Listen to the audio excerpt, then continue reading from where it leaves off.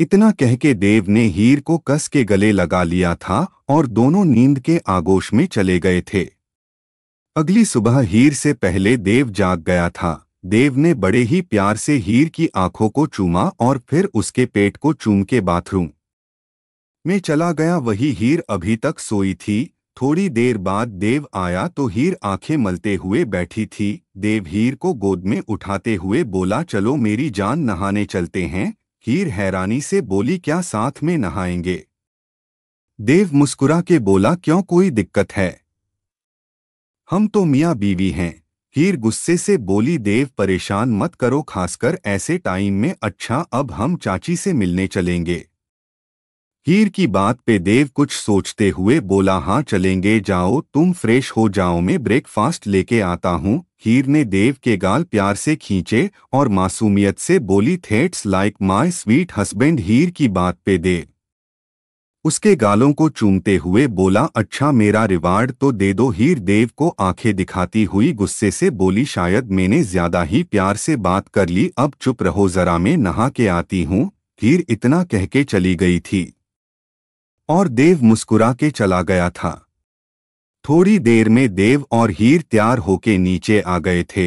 हीर mister Singhania को देखते हुए बोली, पापा व्हाट ए प्लेसेंट सरप्राइज, आप आए तो सही। मिस्टर सिंघानिया हीर को गले लगाते हुए बोले, अब हमारी बच्ची ने इतना खूबसूरत तोहफा हमें दिया है, आना तो बनता ही था, वरना तुम्हारी सास तो मेरे से लड़े बैठी थी, इसको कहाँ फिक्र थी। मिस्टर सिंघानिया की बात पे हीर ने प्यार से अनीता जी को देखा और धीरे से बोली, मॉम आप भी कम नहीं हैं, तभी मैं सोचूं पापा क्यों नहीं आ रहे। अनीता जी, जिनके चेहरे पे अलग सी चमक थी, खुश होते हुए बोली, अरे ये सब बातें तो होती रहेंगी, आप पहले बच्ची को उसका तोहफा दीजिए। अनीता जी की बात पे मिस्टर सिंघानिया ने एक लिफाफा हीर की तरफ बढ़ा दिया।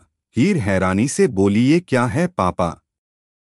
हीर की बात पे मिस्टर सिंघानिया धीरे से बोले, ये है हमारी नई कंपनी जो हमने हमारी बहू हीर के नाम से शुरू की है। तुम्हें बहुत पसंद था ना, तुम फैशन डिजाइनिंग करो, लेकिन हालात और वक्त ने तुम्हारा साथ नहीं दिया, तो आज तुमने हम सबको इतना खूबसूरत तोहफा दिया है, तो ये छोटा सा तोहफा हमारी तरफ से। मिस्टर सिंघानिया की बात पे हीर की आंखों में आंसू आने लगे थे। उसको यकीन नहीं हो रहा था सपने इस तरह भी पूरे होते हैं।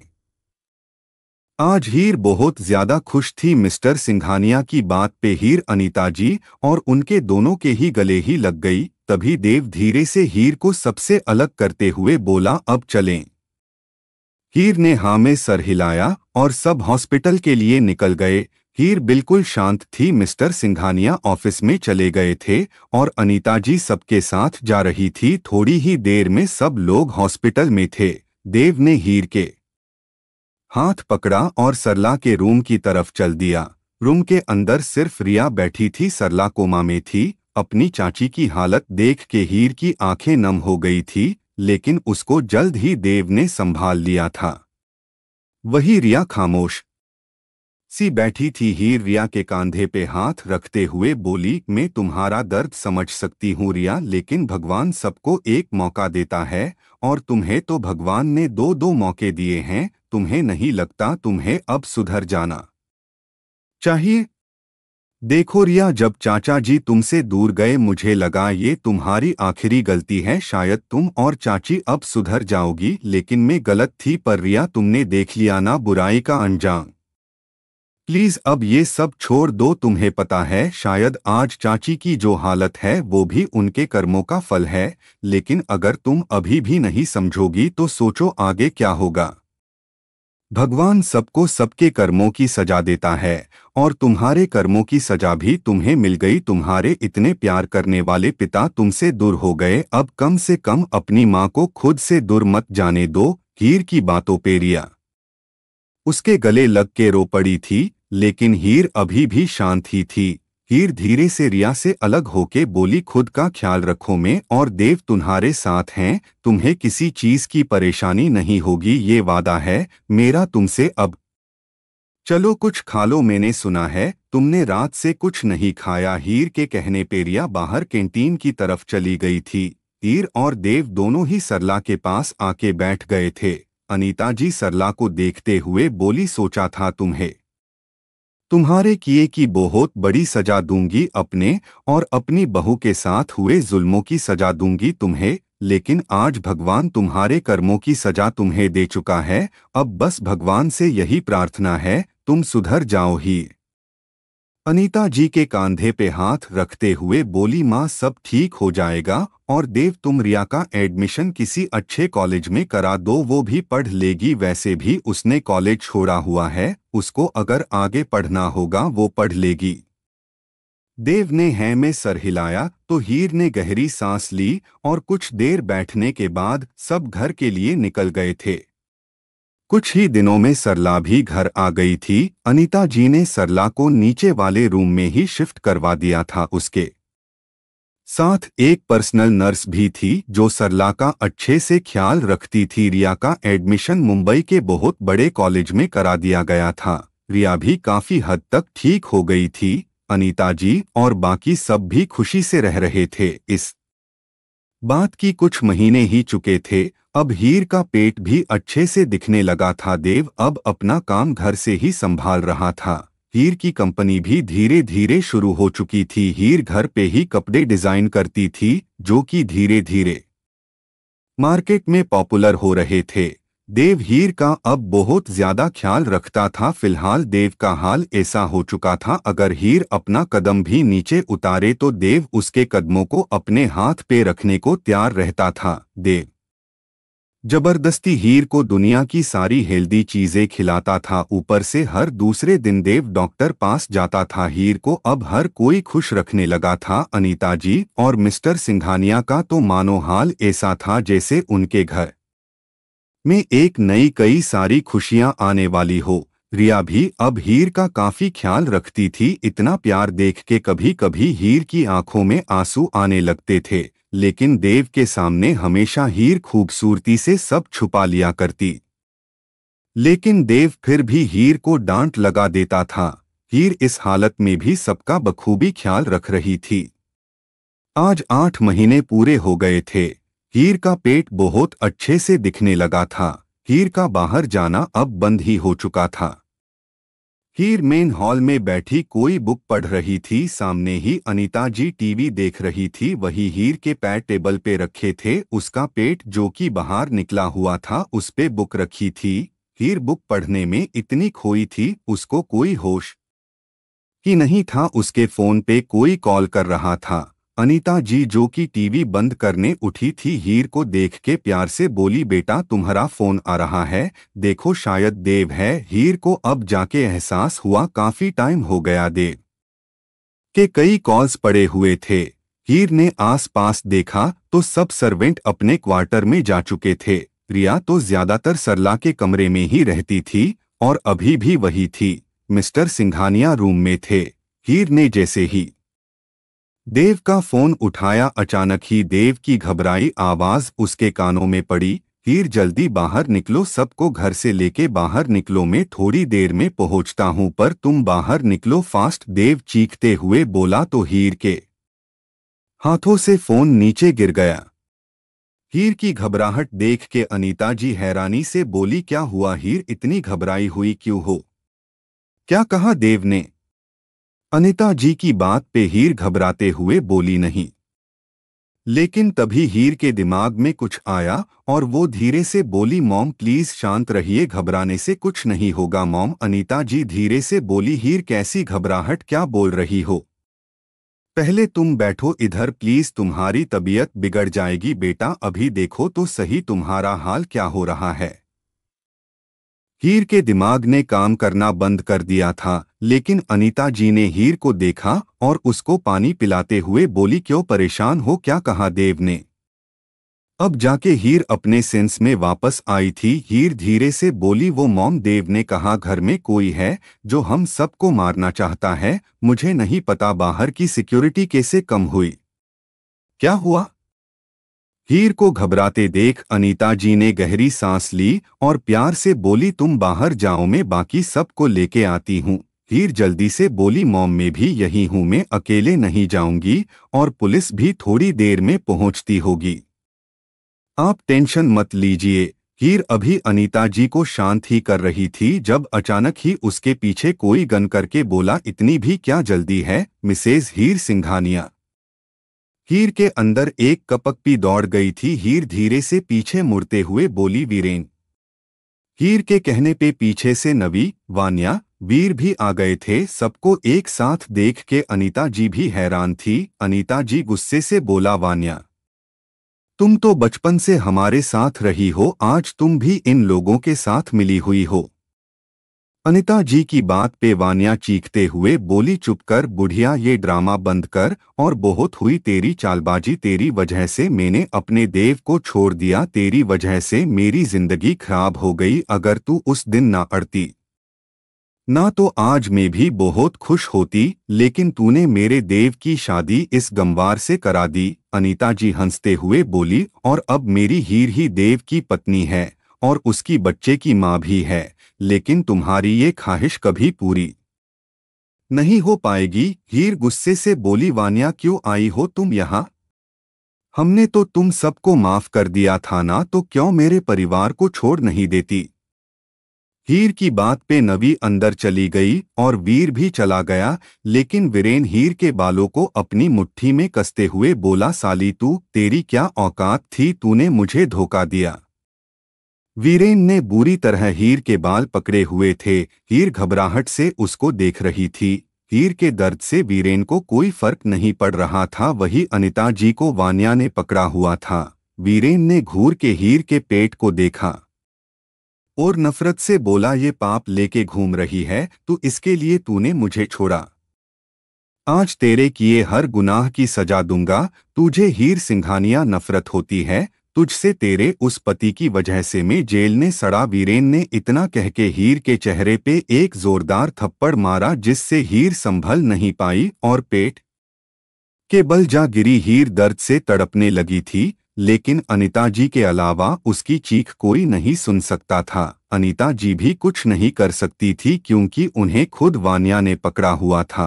रिया, जो कि ऊपर से पहले ही ये सब आवाज सुन चुकी थी, खामोश सी कमरे में बैठी थी, जैसे उसको किसी के आने से कोई फर्क ना पड़ा हो। वही नवी रिया को घसीटते हुए बोली, चल तू भी धोखेबाज, कितना यकीन करा तुझ पर, लेकिन तूने क्या करा? हमें धोखा दे दिया। अब तेरी भी मौत इस सिंघानिया परिवार के साथ होगी। थोड़ी देर में वीर मिस्टर सिंघानिया को लेके आ गया था और वही वान्या रिया को पकड़े खड़ी थी। कोई भी चीखने चिल्लाने के अलावा कुछ नहीं कर सकता था, लेकिन रिया का चेहरा शांत था, जैसे उसको कोई भी फर्क ना पड़ा हो। ऐसा लग रहा था जैसे मुंबई में जोरदार बारिश और तूफान आज ही आएगा। जगह जगह रोड जाम हो चुके थे, जिससे पुलिस और देव दोनों ही नहीं आए थे। हीर की हालत खराब होती जा रही थी। अनीता जी चीखते हुए भीख मांग रही थी, लेकिन फिलहाल वहां कोई भी किसी की सुनने वाला नहीं था। नवी सोफे पे फैलते हुए बोली, चलो सब के सब जमीन पे बैठ जाओ। नवी के कहते ही सब के सब घुटनों के बल बैठ गए थे। हीर से एक मिनट भी बैठा नहीं जा रहा था। हीर धीरे से बोली, प्लीज मेरे बच्चे को कुछ मत करना, प्लीज वीरेन। हीर की बात पे वीर गुस्से से हीर के बालों को पकड़ता हुए बोला, सिर्फ तेरी वजह उस देव ने मुझे जेल के अंदर डाला था। तू मनहूस कही कि अब मुझे तेरे से ना तो कोई मोहब्बत है ना तुझ पे मुझे प्यार आता है, समझी तू? सिर्फ तेरी मौत देखना चाहता हूं मैं, और तेरे इस बच्चे की मौत भी मैं सबके सामने करूंगा, समझी ना तू? चल अब ज्यादा टाइम पास नहीं करते। इतना कहते ही वीरेन ने गन निकाली और हीर के पेट पे तानते हुए बोला, शुरुआत करूंगा यहाँ से, पहले दर्द यहाँ होना चाहिए। वीरेन ने हीर के पेट पे जैसे ही गन रखी, हीर के सोचने समझने की शक्ति चली गई थी। हीर बस बेयकीनी से सब देख रही थी। उसको किसी की आवाज नहीं आ रही थी, बस उसके दिमाग में था तो देव का हंसता मुस्कुराता चेहरा, जो हीर की आंखों में आंसू लाने के लिए काफी था। अनीता जी, मिस्टर सिंघानिया बुरी तरह चिल्ला रहे थे, लेकिन उन चारों शैतानों पे किसी भी तरह का कोई असर नहीं था। वान्या गुस्से से वीरेन को देखते हुए बोली, जल्दी करो ना वीरेन, बॉम्ब किसी भी वक्त यहाँ तबाही लाने वाला है, और तुम क्या चाहते हो, इनके साथ हम भी मर जाएं? ये एक और झटका था जो अब सिंघानिया परिवार को मिला था। हीर को जैसे कुछ सुनाई नहीं दे रहा था, वो बस अपनी मौत का इंतजार कर रही थी। तभी अचानक रिया के दिमाग में कुछ सूझा। रिया ने सबको देखा तो फिलहाल सबकी नजरें हीर पे थी। रिया ने अपने साइड में देखा तो फ्लावर पॉट रखा हुआ था। रिया ने फ्लावर पॉट धीरे से उठाया और एक वो पॉट पूरी ताकत से वीर के सर पे मार दिया। वीर एकदम संभल नहीं पाया और नीचे गिर पड़ा। वीर के हाथों की गन छूट के नीचे गिर गई। रिया ने जल्दी से गन उठा ली और वान्या के सर पे करते हुए बोली, बोल अपने लोगों से ये गन नीचे करे, जल्दी बोल। वान्या और बाकी सब अचानक हैरान रह गए थे। अनीता जी ने शुक्र भरी नजरों से रिया को देखा और हीर के दिल में एक उम्मीद की किरण जागी थी। रिया के कहने पे वान्या चिल्ला के बोली, छोड़ दो, जैसा वो कह रही है वैसा करो। वान्या के कहने पे वीरेन ने अपनी गन नीचे कर दी थी, जो कि मिस्टर सिंघानिया ने उठा ली थी। रिया गुस्से से बोली, बहुत शौक है ना दूसरे की जिंदगी बर्बाद करने का। अब देख, यही तेरी चिता जलेगी। आज अपने पापों को खत्म करने का वक्त आ गया है। रिया की बात पे मिस्टर सिंघानिया ने गन वीरेन के ऊपर कर दी और गुस्से से बोले, अगर तेरे ये कदम मेरी बहू से दूर नहीं हुए तो इन पे ही गोली चला दूंगा। मिस्टर सिंघानिया की बात पे वीरेन पीछे खड़ा हो गया था। वीर अभी भी बेहोश पड़ा था क्योंकि उसके सर पे फ्लावर पॉट बहुत तेज लगा था। अब सिचुएशन काफी हद तक सिंघानिया परिवार के कंट्रोल में थी। नवी भी शांत बैठी थी क्योंकि गन अभी रिया के हाथ में थी, जो कि दोनों पे पॉइंट करी हुई थी। हीर दर्द से तड़प रही थी, उससे अब उठना भी मुश्किल था। रिया जल्दी से बोली, आंटी आप हीर को लेके जाइए प्लीज, फिलहाल इसको डॉक्टर की जरूरत है, आप यहाँ से बाहर जाइए। अनीता जी गुस्से से बोली, नहीं सब चलेंगे, आपने सुना नहीं इन्होंने क्या कहा, यहाँ बॉम्ब है, चलिए सब। मिस्टर सिंघानिया चीखते हुए बोले, तुमने सुना नहीं, अनीता बहू को लेके जाओ, देव की अमानत हमारे पास है, हम क्या जवाब देंगे उसको, उसकी बीवी की रक्षा भी नहीं कर पाए। जाओ बहू को लेके बाहर जाओ, उसकी हालत बिगड़ती जा रही है। मिस्टर सिंघानिया की बात पे अनीता जीरोते हुए बोली, मैं अभी हीर को छोड़ के आती हूँ, मैं वापस आती हूँ, देव भी आता होगा, सब ठीक होगा, आप इन लोगों को रोक के रखिए। अनीता जी जल्दी से हीर को लेके चली गई थी, लेकिन बीच रास्ते में ही अचानक उनके हाथ पे गोली लगी थी। अनीता जी चीखते हुए नीचे बैठ गई थी। हीर ने भराई आंखों से पीछे देखा तो गोली नवी ने मारी थी। रिया जिसका ध्यान अचानक नवी पे गया, रिया ने जल्दी से नवी के हाथ पे गोली चला दी थी और फिर वीरेन ने भी झटके से मिस्टर सिंघानिया के हाथों से गन छीन के गोली उनके सर पे रख दी थी। अनीता जी भी दर्द से तड़प रही थी और हीर का हाल भी कुछ ऐसा ही था। मिस्टर सिंघानिया गुस्से से बोले, अनीता हिम्मत करो, जाओ हीर को लेके बाहर जाओ, तुम हिम्मत नहीं हार सकती, हमने वादा किया था ना, हमारी बहू हमारी जिम्मेदारी है, उसका बच्चा हमारी जिम्मेदारी है, तुम्हें वो जिम्मेदारी निभानी होगी, जाओ अनीता। मिस्टर सिंघानिया ने इतना ही कहा था जब वीरेन ने गोली उनके सीने के आर पार कर दी थी। रिया भी अब वान्या के आगे झुकी बैठी थी। अनीता जी ने गोली चलने की आवाज पे अपनी आंखें कस के बंद कर ली और हिम्मत करके हीर को उठा के धीरे धीरे बाहर की तरफ चलने लगी। उन्हें कैसे भी ये चौखट पार करनी थी। जिसे ही सबका ध्यान उस तरफ गया, वीरेन ने अंधाधुन गोली चला दी, लेकिन तब तक अनीता जी घर से बाहर निकल चुकी थी और जैसे ही वीर ने सामने आके गोली चलाई, गोली चलने से पहले ही एक जोर धमाका हुआ था और देखते ही देखते पूरा घर आग के लपटों में जल गया था। अनीता जी और हीर भी थोड़ी दूरी पे जाके गिरी थी। अब सिर्फ आग की लपटों में जलता घर नजर आ रहा था।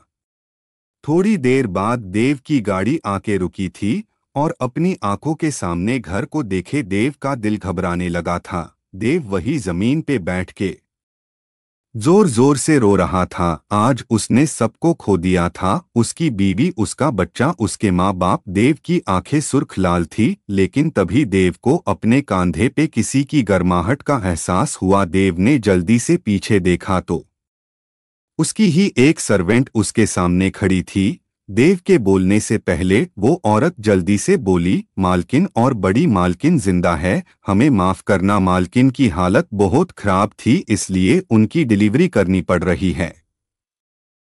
फिलहाल वो उस कमरे में है। औरत ने एक क्वार्टर की और इशारा करा तो देव की आंखों में बेतहाशा आंसू बहने लगे। तभी वो औरत फिर से बोली, मालकिन के हाथ पे गोली छुके निकली है। फिलहाल हमने पट्टी कर दी, लेकिन डॉक्टर के ले जाना पड़ेगा। देव बिना कुछ बोले जल्दी से अनीता जी के पास गया और उनके गले लग गया। अनीता जी बेहोश थी, लेकिन देव ही जानता था असली खुशी क्या होती है। किसी पैसे से बढ़ के, दुनिया की हर खुशी से बढ़ के अपनों को जिंदा देखने की खुशी। देव जल्दी से हीर के पास गया तो दरवाजे पे ही उसको एक बच्चे को रोने की आवाज आई थी। देव की आंखें कस के बंद हो गई थी, उसकी मुट्ठियां कस गई थी। तभी वो औरत चादर में लिपटे बच्चे को डोट देव को देते हुए बोली, ये लीजिए बेटा, हुआ है। देव ने अपनी आंखें बंद करी और रुख मोड़ के बोला, मेरी हीर।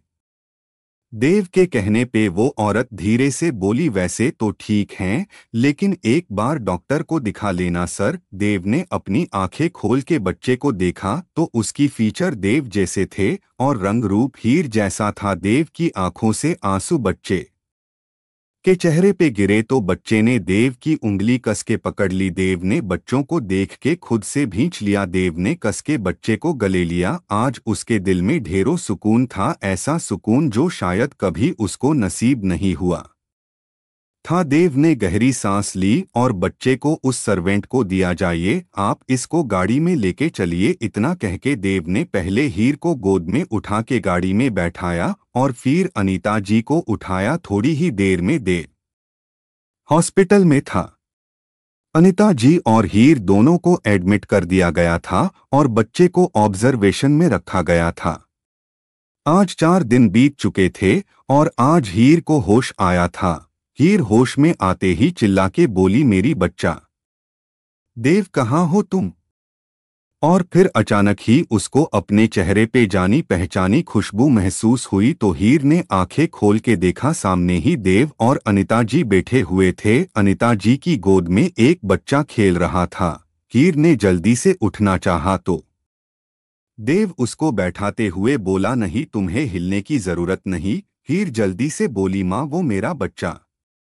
अनीता जी प्यार से बोली, हाँ बेटा, ये ले देख, कैसे इतने दिन से बिना माँ के है। पता नहीं कैसे कैसे इसको दूध पिला रहे हैं और माँ कैसे सोई है। अनीता जी जबरदस्ती चेहरे पे मुस्कान लाते हुए बोली तो हीर धीरे से बोली, आपके हाथ पे चोट?